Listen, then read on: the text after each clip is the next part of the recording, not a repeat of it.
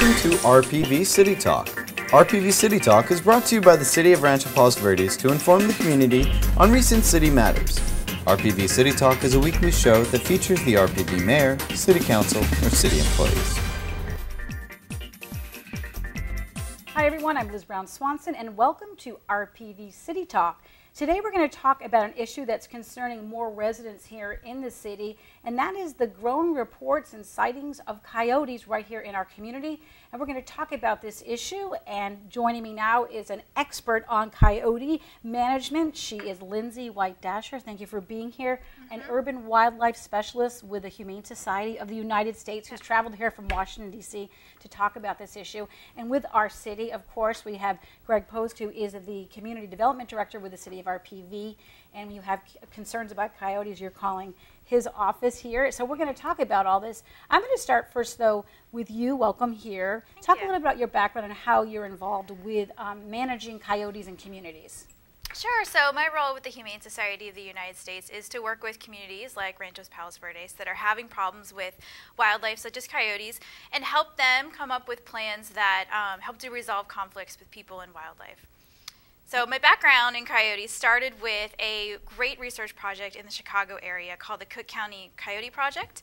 It's the largest project of urban coyotes in the country. They have radio collared over 800 coyotes in the Chicago area, and I did some work with them looking at the movements of coyotes within the landscape and how they spent their time there. Talk about what's happening here in our landscape, Greg. You're concerned now in wanting maybe the city to take on a management program with coyotes. What's happening here in Rancho Palos Verdes? Well, recently we've gotten a lot of calls about coyote sightings in the community, and we did have one incident that I'm aware of where we had a coyote attack on a small animal. So naturally the city be concerned with public safety and wanting to be able to educate the community about what coyotes are and how to live with them. So we're kind of moving towards an educational campaign to the community to help them understand exactly how do you live with coyotes and coexist with them. I guess the key is to learn what to do and what not to do.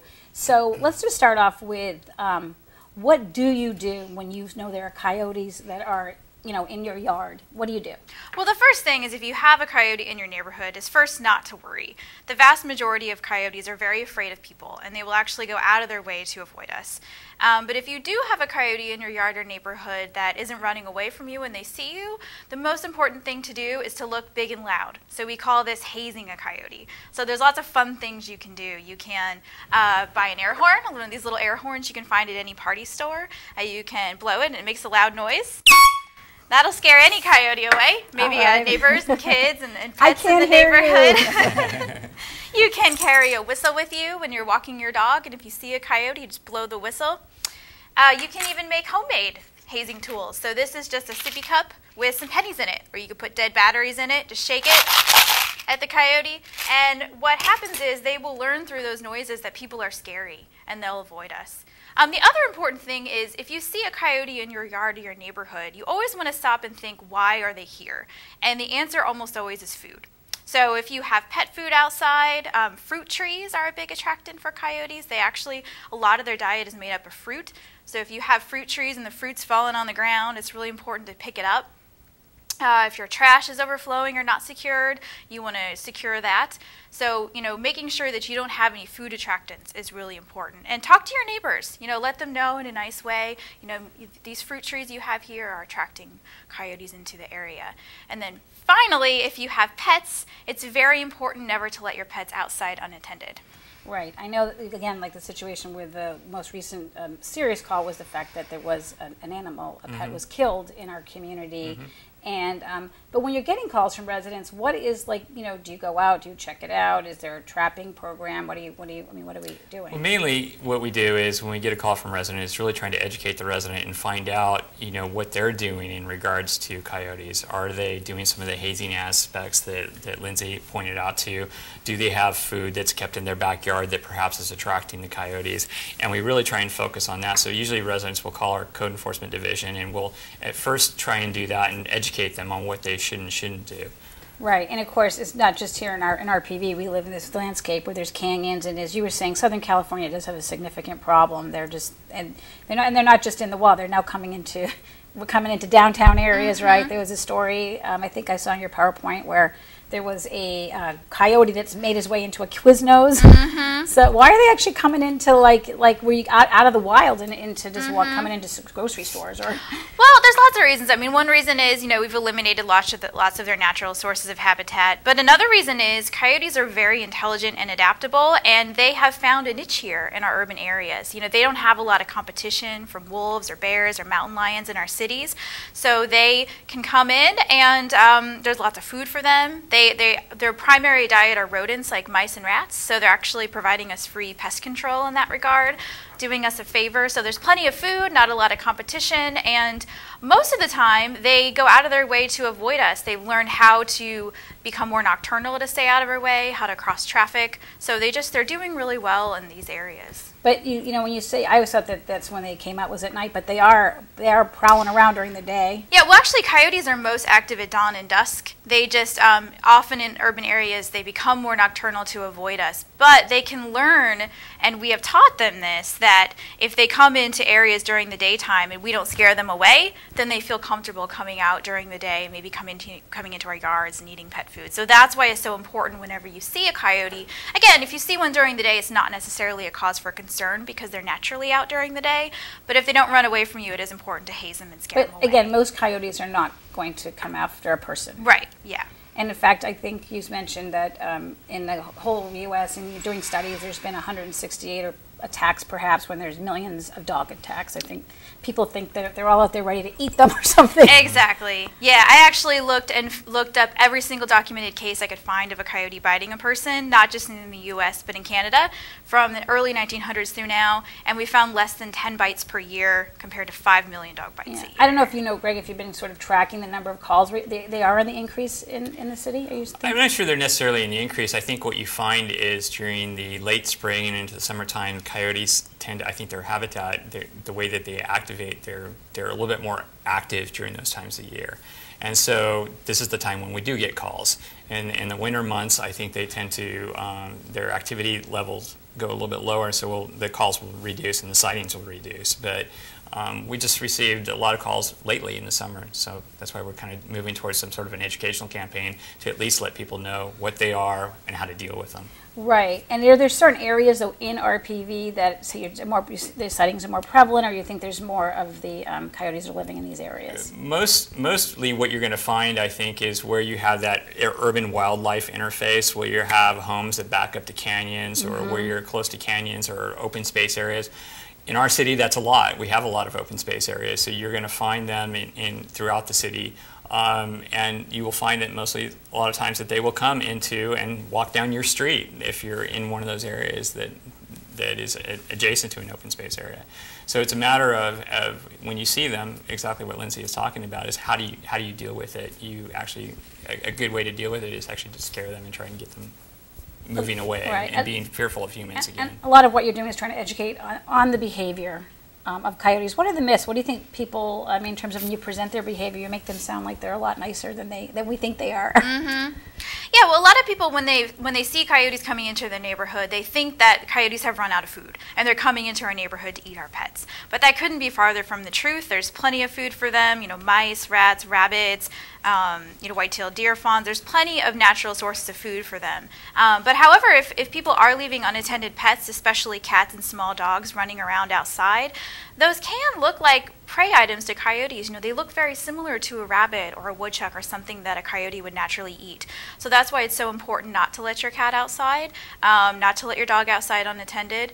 And the other important thing to keep in mind is that if a coyote does attack an unattended cat or dog, that does not mean they're going to attack a person next. It's a completely different thing. They don't associate that pet with a person. Okay, so you watched her presentation. You went around, I think, to 100 communities in the country or something like that, and talked about how to manage coyotes.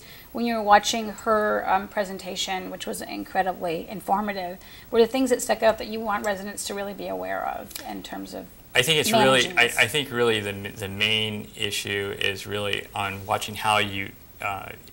Around your home is making sure that you don't have pet food out and that you really watch out for your pets. That's really a key component. I think also what I've learned since I've been kind of taking this over and talking to some various experts is the hazing aspect of it is that coyotes, what I understand, are really naturally fearful of humans, but they've come to get a little bit more friendlier to humans as they become habituated. Yeah, they have, and so it's important to really do that hazing aspect that Lindsay talked about to make them fearful again of humans. So how do you know that this hazing really works, that you can make them feel threatened by humans again just by shouting at them or doing this, versus just, people just say, why not eliminate them?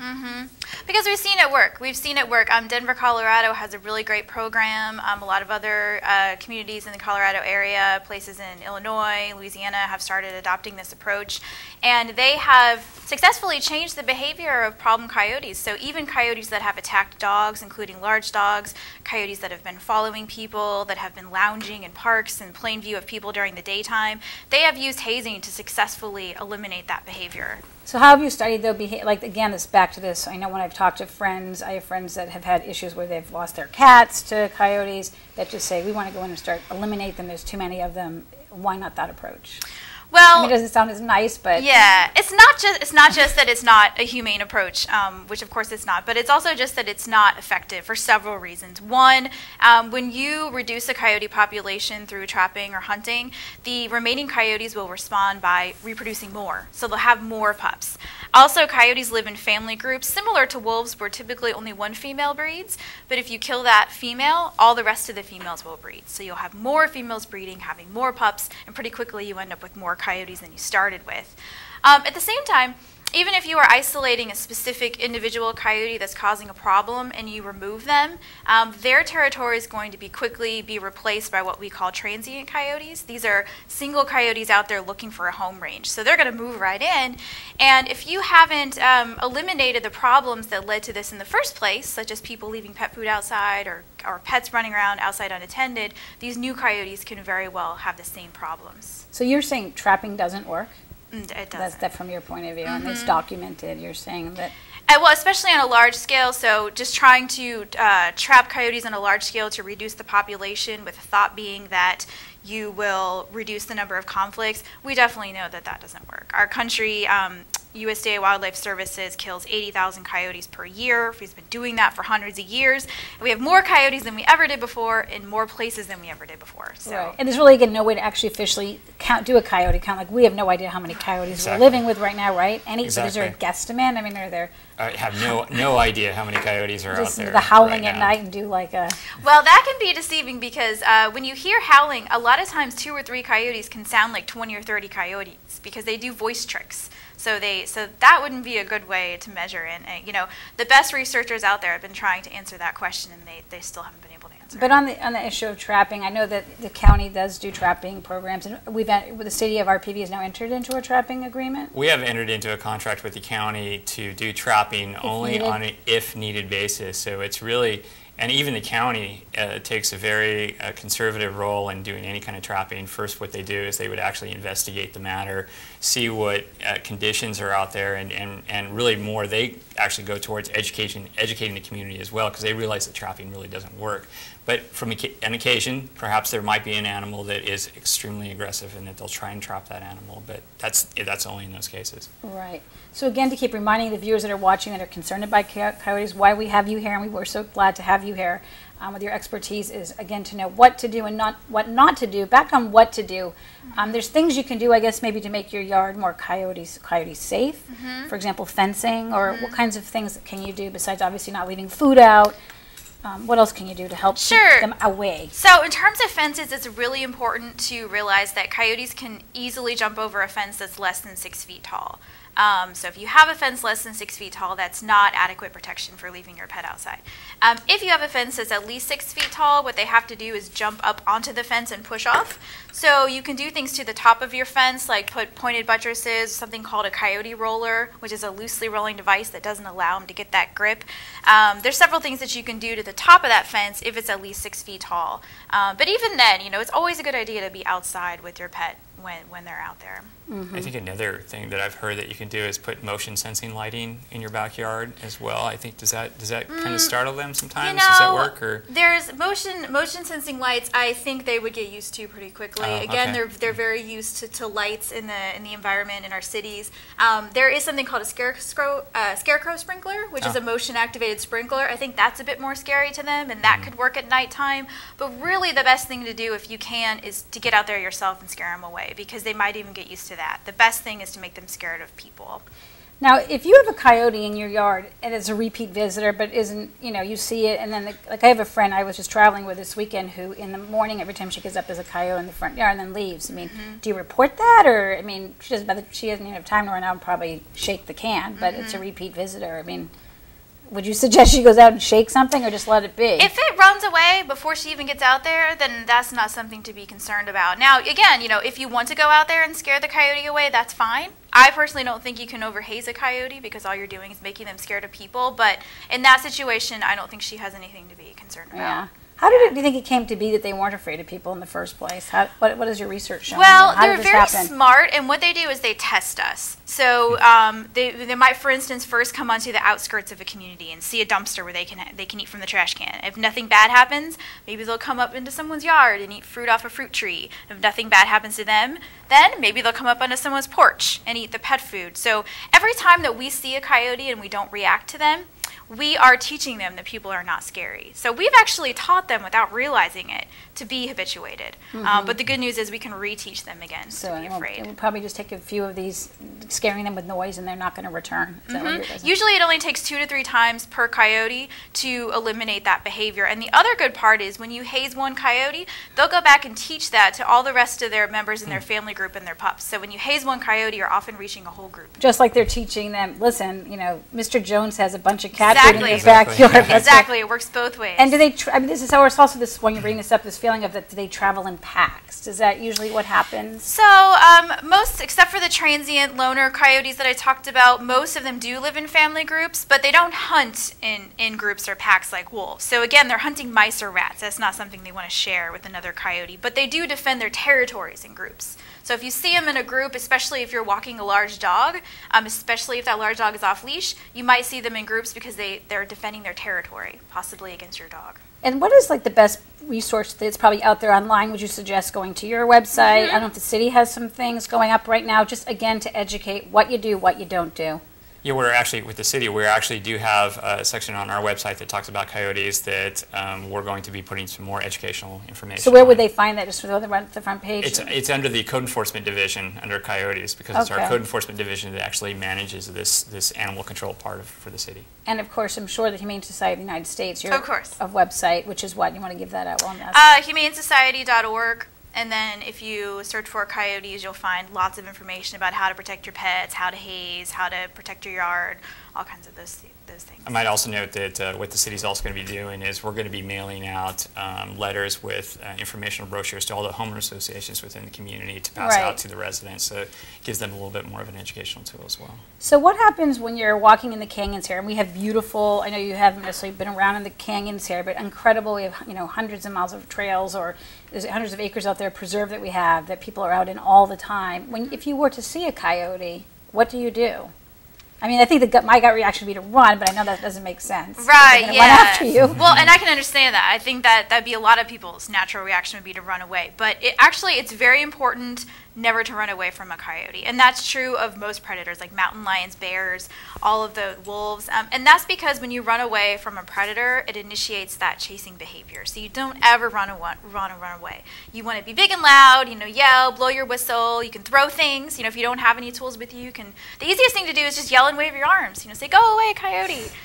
You can run towards them a little bit. But just make sure that you react and don't run away. And I guess when you're out walking, you just have to be aware and alert, and maybe be loud while you're out there walking. Yeah, I mean, most of the time, if there is a coyote, you're never going to even know that they're there. It's not like a bear where you have to make sure that they're aware of your presence. But if you do see one, then yeah. Because I even asked you, this is your expertise, this is your specialty, and you said you've been like within 20 feet of one, so you've been, and all you're out there doing your studies, they're not coming up to you. No, and I've ran towards one, yelling and waving my arms, and they ran away. So a lot of people worry if I haze a coyote, are they going to attack me? And they don't, because a coyote's natural response to a threat is to run away. So even if you run towards them, that just further scares them and they run away. Right. So, Which is sometimes different than other predators. I mean, True. when you, large mountain lions and so forth, you know, coyotes are naturally, what I understand, are fearful of Right. humans, so that running towards them, they actually Right. take off. And that's part of Exactly. it. So I wouldn't necessarily use all Now, this have advice you for seen a dogs. coyote in all your years of working up here? I have not seen a coyote in this community. I've seen a coyote in other communities, but I've never seen one in this community yet. So. Yeah. So as we continue to educate our community more and more, are there more myths out there you wanted to dispel about this issue regarding the issue of coyotes? I mean, how big of a problem do you think it is? It's not, you know, so the coyotes that do attack a pet are the ones that are on the news. They're the ones that we hear about. But the vast majority are not causing a problem. So out of 600 coyotes that the Chicago Project studied, only one ever attacked a pet. So 599 out of 600 we never heard about because they're not doing anything. You know, and again, it's just to remember that attacks on people are very rare. They're not out to eat our children, but we do need to protect our pets. And would you say that incident here in our city this summer was the first in a long time where you've actually got a report? It's the first I've heard it in a long time, so that's Right. kind of where we've kind of taken an approach of, well, let's get out there and start educating people because we've heard about that specific instance, and so naturally it raises or heightens that issue or fear, and so we want to get that word out of, you know, how do you deal with these things? How do you live with them? So. Right. What kinds of people, what kinds of questions are you getting as you go to communities and you're doing your PowerPoint presentation to help them understand how to live with coyotes? What's the thing people are asking you the most?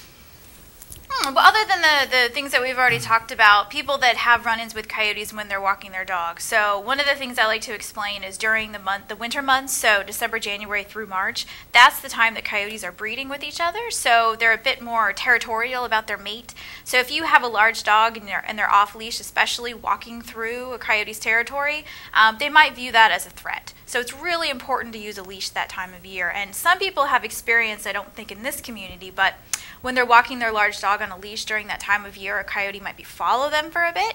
And what's going on is the coyote is just making sure that you're going through their territory. And then once they realize that, they back off and go away. So, and the coyotes mating period for coyotes is in January? January through March. Okay. And then the pups are born typically in April. So then April through August is the when they have their pups. And so sometimes, you know, especially if you're around a den, they might be a bit more territorial. But usually coyotes, unlike bears, if they feel that their den is threatened, they'll just move their pups somewhere else. And we talked to Elizabeth before we started the interview about there was some current concerns I know in my husband grew up in Rolling Hills with what they were calling coys. That these are when a coyote mates with a dog, and the offspring is called a coy, and they're the ones that are can be very dangerous. What do you know about that and that issue? So when a coyote mates with a dog, it's called a coy dog, and it's actually very rare. It's very rare for several reasons. One is because the male coyotes take a very active role in helping to raise the pups, whereas domestic dogs don't. So typically those litters don't do very well. They often don't survive.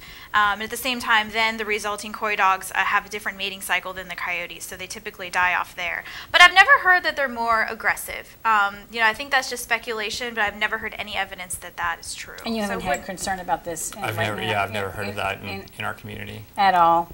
As we sort of start to wrap it up, are there things that I'm not bringing up that it would be really helpful for people living in this community to help protect them and help to manage what's going on with coyotes?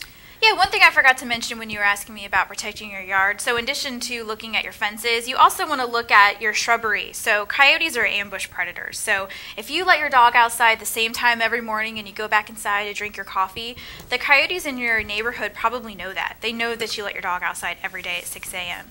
And if you have a lot of bushes, they could be hiding there and waiting. So, you know, you don't have to eliminate all of your vegetation, but if you just trim up a couple inches or feet underneath, that way you can at least see when you let your dog outside that there's not a coyote hiding there, and then hopefully you'll stay outside at the same time. Exactly. So you can do brush management. We do brush management here for all kinds of reasons, kinds of right? reasons, definitely. And for you, being with the city, anything you'd like to add that you really, again, I know you're going to do a lot more proactive proactive work in educating residents. I think the only thing that I can think of is if residents have a concern or want to call somebody here at the city, they can call our code enforcement division, and one of our code enforcement officers will talk to them about the specific issue that they're finding and give them some educational materials, and then find out where we need to go from there if we need to step it up any further. I find the work you do is fascinating with people. You seem very passionate, obviously. How about your passion for coyotes, how that must have come up or growing up that you'd be trying to do something like this to help, trying to help society, but as well as the coyotes too, in terms of protecting them. Yeah, well, I've always been interested in conflicts between people and wildlife, especially large animals and predators. But my work with the Cook County Coyote Project was really interesting, just learning about coyotes, how smart they are. They stay together for life. They're monogamous. They both help raise their pups. It's just remarkable seeing how much they do go out of their way to avoid people. Their traffic cameras in downtown Chicago have shown them running across the streets in downtown Chicago. And with the exception of that one coyote that went into the Quiznos, people just have no idea that they're there. In Chicago, one of the biggest cities in the United States, there's a huge population of coyotes, and most people just have no idea. So I know you're here visiting Southern California because there's a large issue with them here. Are you doing any kind of studies here as well?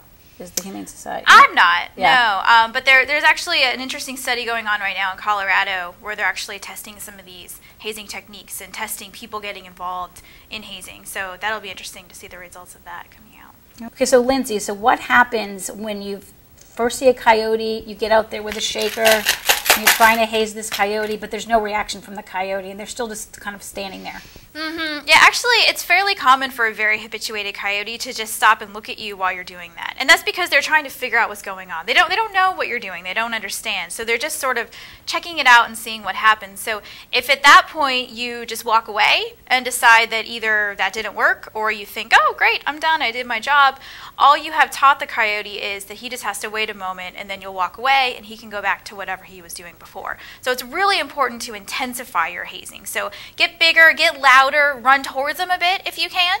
That's the best way. But just keep hazing until they run away. And that is how you will effectively haze a coyote. So I'm sure, though, with a coyote, when you're face-to-face with a coyote, you're thinking, I'm sure 5 seconds feels like an hour. So, how long could it possibly take when you're saying they may not react? You're spending minutes doing this, or? No, not normally. No, normally it's just a few seconds, and some people think a few seconds, well, that didn't work. So just keep at it. It usually doesn't take very long. Usually the first time you haze a coyote, it takes a little more effort. The next time it takes half the effort. The third time, almost no effort at all. So just stick with it and you'll get results. Now, one last thing I want to mention, both with Lindsay and you, Greg, that the big thing, the key here is to get the community involved in managing the coyotes that we live with. Talk about that, how it really makes a difference if everyone's focused on this. Exactly. The most successful coyote management programs out there are ones where all the residents actually get involved. So, if we rely on animal control officers or police officers alone, that just doesn't work for several reasons. One, if you call an animal control officer because there's a coyote in your yard,